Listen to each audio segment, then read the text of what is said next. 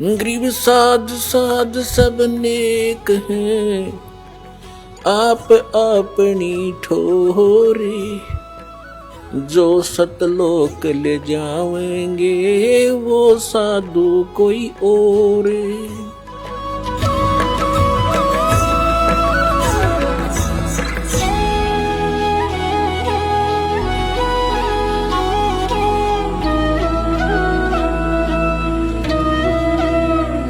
अपने आत्माओं परमात्मा कबीर जी आए थे, यही तत्व ज्ञान सुनाया करते थे।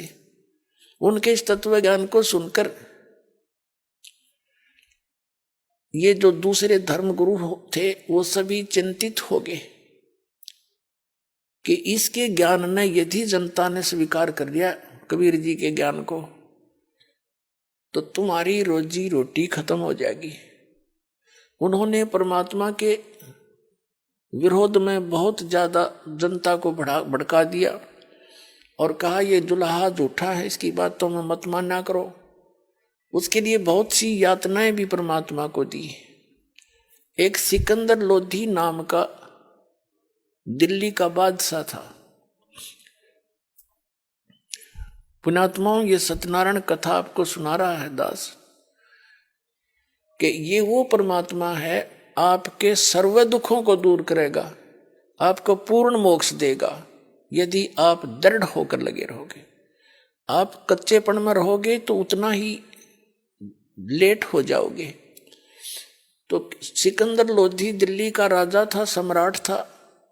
उसके अंतर्गत अन्य छोटे मोटे नरेश उसके अधीन होते थे। जैसे काशी के अंदर वीर देव सिंह बघेल काशी नरेश था और अन्य जितने भी भारतवर्ष उस समय इराक ईरान तक और गजनीव तक, अफगानिस्तान, पूर्वी और पश्चिमी पाकिस्तान, बलोचिस्तान, ये सभी भारत ही कहलाता था।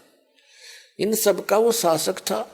उसको भयंकर रोग हो गया, असाध्य रोग जलन का हो गया। जलन का रोग इतना भयंकर होता है जैसे किसी के हाथ पर कोई उबलती हुई चाय गिर जा या पानी गिर जाता है, फिर वो कितनी पीड़ा होती है। और उससे तो फिर ऊपर फाले भी पड़ जाते हैं, बुरा हाल हो जाता, जख्म बन जाते। लेकिन जलन के रोग में फाले नहीं पड़ते, लेकिन पीड़ा उतनी ही रहती है, उसको कांस्टेंट रहती है। उसने दिल्ली का बादशाह होने के नाते सब जगह ट्रीटमेंट करवा लिया, कोई आराम नहीं हुआ। वेदों को कह दिया कि तुम मुंह मांगे पैसे दूंगा, मुझे स्वस्थ कर दो। अब राजा के लिए वैद्य तो वैसे सिर धड़की बाजी लगा देता है, लेकिन ऑल इन वेन, सब निष्फल रहे। फिर जंतर मंत्र सब जगह करवाए, धार्मिक अनुष्ठान करवा के छक लिया, कोई राहत नहीं। फिर किसी ने बता दिया कि काशी के अंदर एक कबीर राम के महापुरुष आए हैं, यदि उनकी रजा हो जाए तो वो आपको ठीक कर सकते हैं, उनके तो आशीर्वाद से भी आप स्वस्थ हो सकते हो। अमरता क्या नहीं करता। वो दिल्ली बनारस में पहुंच गया, काशी में। वीर देव सिंह बघेल उनके अंतर्गत राजा था, नरेश था छोटा। उसने सारी व्यवस्था की खाने पीने की। अब सारी मेज के ऊपर काजू किस्मत सेब संतरे और दूध सब कुछ रखवा दिया और कहा राजन भोजन पाओ। सिकंदर कहता है कि वीर सिंह, मैं तेरी खातिरदारी से, तेरी यजमानी से घना खुश हूं, लेकिन मैं खा नहीं सकता, मेरा कुछ खाया नहीं जाता। मैं यहां एक काम आया हूं, एक संत है कोई कबीर नाम का, और सुना है वो मेरे रोग का नाश कर सकता है, क्या आप जानते हो उसे? वीर देव सिंह बघेल पहले ही उनके शिष्य हो चुके थे उनकी लीला देख के, काशी नरेश। तो वीर देव सिंह बघेल ने कहा कि राजन, आप अब ठीक ठिकाना आ गए हो। ये परम संत परमात्मा आए हुए हैं। अपने आत्माओं ऐसे कहने से असर नहीं होता, जब स्वयं बीत ले है ना, जब जच्चा सचमुच या तो सच्ची कह रहे थे। कहने का भाव ये है कि सिकंदर लोधी ने कहा कि उनको बुलाकर लाओ, मैं बहुत दुखी हूं। अब वीर देव सिंह बघेल के सामने समस्या आ गई कि यो राजा दिल्ली का सम्राट और मैं इसका नौकर, यदि मना करूं तो बात बिगड़गी, और यदि बाई ऑर्डर अपने गुरुजी को बुलाऊं तो मेरा सारा भक्ति नाश हो गया। तब उसने कहा कि राजन, जो आपका आज्ञा होगी सिरोधार्य, लेकिन मैंने सुना है सत्संगों से कि संत को बुलाना नहीं चाहिए, हमें स्वयं जाना चाहिए, और यदि हम बाई ऑर्डर बुला भी लेंगे और उन्होंने रजा ना बख्शी तो आना ना जाना बराबर है। तो सिकंदर लोधी ने कहा आप बिल्कुल सही कह रहे हो, चलो हम चलते हैं। जब 800 किलोमीटर आ गया दिल्ली से तो और चलते हैं। तो शाम का समय था। शाम के समय कबीर परमेश्वर जी स्वामी रामानंद जी के आश्रम में आते थे आरती के समय। सिकंदर लोधी और वीर देव सिंह बघेल, काशी नरेश, ये दोनों राजा स्वामी रामानंद जी के आश्रम के सामने पहुंचे। वहां एक पहरेदार बैठा था, गेट कीपर, सेवादार। उसे कहा कि वीर सिंह ने पहले ही आगाह कर दिया कि महाराज जी से आज्ञा लेकर आओ कि दिल्ली के बादशाह सिकंदर लोधी आए हैं और कबीर जी से मिलना चाहते हैं। तो पर उस जो गेट पर रहता था सेवादार, उसने कहा सो कबीर साहब अभी आए नहीं है। तो उन्होंने पूछा क्या कब आएंगे? कि आएंगे अवश्य, पर ये नहीं कह सकते कब आएंगे, आरती से पहले आते हैं, अभी समय है आरती में घंटा आध घंटा। तो वीर सिंह ने कहा कि स्वामी रामानंद जी से कहो कि दिल्ली के बादशाह सिकंदर लोधी आए हैं और जब तक कबीर साहब आएंगे तब तक इंतजार करना चाहते हैं। अब द्वारपाल ने जाकर कहा कि महाराज जी ऐसे ऐसे दिल्ली के बादशाह सिकंदर लोधी आए हैं और आपके यहाँ आश्रम में कुछ देर बैठना चाहते हैं, जब तक कबीर साहब आए उसका इंतजार करना चाहते हैं। तो अब भी वो जो स्वामी रामानंद जी थे वो पहले तो सभी अन्य कास्ट वालों से, जैसे जुलाहों से, चमारों से, अन्य सभी से वो अपने को दूर रखता था, उनको छूने नहीं देता था, उनको दीक्षा भी नहीं देता था, आश्रम में भी आना अलाउड नहीं था। कबीर परमात्मा ने उसकी वह फड़क निकाल दी थी। उसके बाद वो अन्य जाति वालों हिंदुओं को तो दीक्षा देने लग गया था, लेकिन मुसलमानों से नफरत फिर भी करता था। अब परमात्मा कबीर जी एक तीर से कई शिकार करते हैं। उधर से रामानंद जी को भी अभी 50% भगत बना था, वो उसको भी भगत बनाना था। और सिकंदर लोधी यदि सीधा जाकर परमात्मा मिल लेते हैं वो, क्योंकि उसके हृदय में जगह थी नहीं, होते एक डॉक्टर आया था उसके पास, झाड़ा ला देगा मैं चाल पड़ूंगा, और वो चाहते थे कि इसमें भक्ति प्रवेश करूं, और भक्ति प्रवेश उसके अंदर होती हो जो कति आधीन हो जाता है। सिकंदर लोधी को आधीन बनाना था। अब उस सेवादार ने जाके कहा स्वामी रामानंद जी से कि ऐसे ऐसे एक सिकंदर लोधी दिल्ली के सम्राट मुसलमान बादशाह आए हैं, आपके आश्रम में कुछ दिन रुकना चाहते, कुछ देर। रामानंद जी ने कहा कि उसको कहो बाहर बैठ जाए, इन मलेच्छों के लिए इस आश्रम में जगह नहीं है, मुसलमानों के लिए। अब उस आवाज को सिकंदर लोधी भी सुना था, क्योंकि साथ ही कोने में साइड में महात्मा का वहां आसन था। बाहर आंगन में कुटिया से बाहर सिकंदर लोधी के उसी समय तन मन में आग लगी कि यो किसा महात्मा शर्फरा क्या बोल रहा है ये। और उधर से आकर सेवादार ने कहा जी आपकी मनाही होगी, क्योंकि आप मुसलमान हैं, इस आश्रम में आना अलाउड नहीं है, आप बाहर ही बैठो। अब दिल्ली का सम्राट और जिसने ये वचन सुन जा तो वो तो अपने जीवित मौत समझता है, निकाल के तलवार और अंदर घुस गया। ये कौन रोका उसने? रामानंद सामने बैठे थे और जाते उसकी गर्दन काट दी महात्मा की सिकंदर लोधी ने। अब यू गुस्से में गलती तो कर देता, ये मन करवा देता, आत्मा फिर रोती है बाद में। जब वहां ये करके गलती वापस चलन लगा, कहा वीर सिंह चल वापस, मेरे भाग में यो संकट निवारण था नहीं, एक पाप और कर लिया मैंने, अब करके गलती खूब पछता लेता है या आत्मा मन गलती करवा देता अभिमानवश या कोई सरकमस्टांस बना के।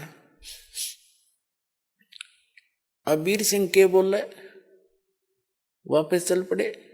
वो जो ही आश्रम से बाहर निकले सामने कबीर परमात्मा आ रहे थे। सिकंदर उस वीर सिंह ने कहा कि महाराज जी तो ये आगे। अब वीर सिंह जी तो उनके शिष्य थे, दंडवत प्रणाम किया। अब सिकंदर लोधी ने पता था कि वो परम संत बतावे सिद्धि वाला, अरे तन्ने डबल गलती कर दी, तन्ने जो है ना उसके गुरु जी को मार दिया, और प्रणाम ना करेगा तो तेने पता नहीं के श्राप दे देगा। डरते न उसने भी प्रणाम करी। अब दोनों ने जो प्रणाम किया तो कबीर साहब ने दोनों के सिर पे हाथ रखा और कहा, ए बादशाह मुझ गरीब के पास किस वास्ते आए? ऐसे सिर पे हाथ रखा तो सिकंदर लोधी का जो रोग था उसी समय एक शांत हो गया, जैसे जलते पर बर्फ डाल दिया करे। तो सिकंदर लोधी ने कहा पक्की जचगी के संत नहीं हो तो अल्लाह है। चरण पकड़ लिए, रोए रोए। तो परमात्मा ने कहा उठो राजन। सिकंदर लोधी कहने लगे भगवान मुझे माफ कर दो, अल्लाह की जात मुझे माफ कर दो। तो परमात्मा ने कबीर जी ने कहा कि क्या बात है, माफ कर दिया? उठो कि नहीं, मैंने बहुत घोर अपराध कर दिया, क्षमा करो मुझे। परमात्मा ने कहा कबीर जी ने कि कुछ भी तेरा दोष है, अपराध है, सभी अक्षमा कर दिया। वो तो जानी जान थे। उठो बैठो एक बार, रो ना। तब उन्हें रोते रोते बताया कि मैं आया था इस वास्ते, और स्वामी जी ने ऐसे ऐसे वचन बोल दिए मैं सहन नहीं कर सका, या मेरी दुर्मति थी और मैंने आपके गुरु जी की हत्या कर दी, मुझसे गलती बन गई। परमात्मा ने कहा कि तेरी गलती नहीं है, इनका संस्कार ही ऐसा था, आपके हाथों ही इसकी मृत्यु थी। ये तो लेख लिखे हुए थे, इसमें कौन रोक सकता है, आप चिंता मत करो। अब सिकंदर लोधी ने सोचा रे तेरा गजब भैया, गुरु जी की मौत हत्या कर रखी, इतना शांत बोल रहा है तो सचमुच भगवान है। कहने लगे आजा तू जाइए ना सिकंदर। परमात्मा बोले अभी जाना नहीं, इनका अंतिम संस्कार करा के जाना, नहीं तो लोग थूकेंगे तेरे को, निंदा का पात्र बन जाएगा। तो सिकंदर लोधी कहाँ जावा था, साथ साथ अंदर आ गया। अंदर आते ही जितने भक्त आश्रम में रहते थे कबीर जी के पास आए दौड़े दौड़े कि सिकंदर लोधी आया था, गुरु जी मार दिए। पीछे देखा सिकंदर फिर आने लग रहा, सब डर गया, क्यों तो फिर आ गया। सारे शांत हो गए। परमात्मा बोले भाई कोई किसे नहीं मारता, गुरु जी का संस्कार इन्हीं के हाथों था, इनका कोई पिछला संस्कार था, इसने अपना पूरा कर लिया, बात बढ़ाया नहीं करते, और चलो अपना काम करते, अंतिम संस्कार करते। तो क्या किया परमात्मा ने, दंडवत प्रणाम किया। किसको? जो शव पड़ा था रामानंद जी का, गर्दन अलग थी, धड़ अलग से पड़ा था, उसके ऊपर कपड़े डाल रखा था। तो परमात्मा ने अपना गुरु जी के रूप में प्रणाम किया और कहा गुरुदेव एक बार उठियो, आरती करेंगे। और देखो सिकंदर लोधी दिल्ली के राजा आपके दर्शनार्थ आए हैं। परमात्मा ने ऐसा कहा था, वो धड़ वहां से उठ के, वो सिर उठ के और धड़ पे जुड़ गया। अब जब सामने एकदम से रामानंद जी उठे, सामने देखा फिर सिकंदर को, फिर लाल ने आंखें लाल करी। तब परमात्मा कबीर जी ने बात दिशा बदल दी उस बात की, कहा कि स्वामी जी आप तो महापुरुष हो, आप तो दयालु हो, और महापुरुष ईर्षा नहीं किया करते, राग द्वेष नहीं रखते, वही महापुरुष होते हैं। आप सभी आपके बच्चे हैं, हिंदू और मुसलमान सब आपके ही बच्चे हैं। तो कुछ शांत हुआ। फिर उसने नीचे देखा, उसने देखा कि मेरी तो मृत्यु हो गई थी और उसके शरीर से आधे हिस्से से दूध की धारा निकली थी, सिर कटा जब, और एक धारा निकली थी खून की, रक्त की। तब उस स्वामी रामानंद जी ने परमेश्वर कबीर जी से पूछा कि हे परमात्मा एक बात बताओ, मेरा सिर कटा और इसमें से रक्त की धारा भी निकली, दूध की। इसका कारण बताओ। तो परमात्मा ने कहा कि स्वामी जी, पहले आप अपने आप को ब्राह्मण होने के नाते घना श्रेष्ठ मानते थे, तो आप 100% रॉन्ग थे, 100 के 100 गलत थे। आप बेसिक महात्मा बड़े फरो थे। और फिर आपने हिंदू समाज के अन्य सभी वर्ग के वर्ण के व्यक्तियों को स्वीकार कर लिया। आप 50% शुद्ध हो गए। अब अभी भी आप मुसलमानों को अलग मानते हो, ये भी तो उसी परमात्मा के बच्चे हैं, आप ही के बच्चे। संत में इतना दोष होना चाहिए, इसलिए आप 50% शुद्ध हुए, 50% नहीं हुए। और जब तक शुद्ध नहीं होगे भक्ति मोक्ष मिले नहीं। अब वो तो मोक्ष के लिए ही मर रहा था बेचारा, 16 साल की उम्र से गोड्डे रगड़ रहा था। और फिर ये ज्ञान जब सुना तो खड़ा होकर उस वृद्ध व्यक्ति ने सिकंदर लोधी बादशाह को सीने से लगा लिया कि बेटा मेरे से गलती बन गई, मेरी बुद्धि कमजोर है। अपना आत्माओं कहने का भाव ये है कि हम उस परम पिता की इस सत कथा से कोसों दूर रहे। हमने रामकृष्ण की कथा सुन सुन बहरे हो लिए, इनके ड्रामे बना लिए, रामलीला करने लग गए, नाचन लग गए, कहाँ आकर खड़े हो गए।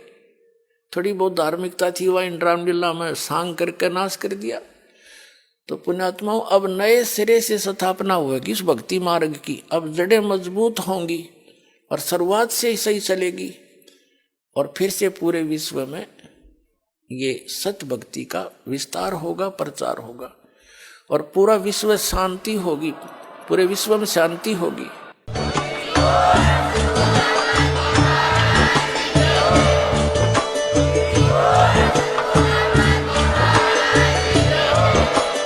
आप सुन रहे थे जगत गुरु तत्वदर्शी संत रामपाल जी महाराज जी के मंगल प्रवचन। अधिक जानकारी के लिए विजिट कीजिए हमारी वेबसाइट www.jagatgururampalji.org। संत रामपाल जी महाराज जी के शुभ आशीर्वाद से पूरे विश्व भर में 500 से भी ज्यादा नाम दीक्षा केंद्र हैं, जिन पर संत रामपाल जी महाराज जी द्वारा ऑनलाइन निशुल्क नाम दीक्षा दी जा रही है। अपने नजदीकी नाम दीक्षा केंद्र का पता करने के लिए संपर्क करें 8222880541।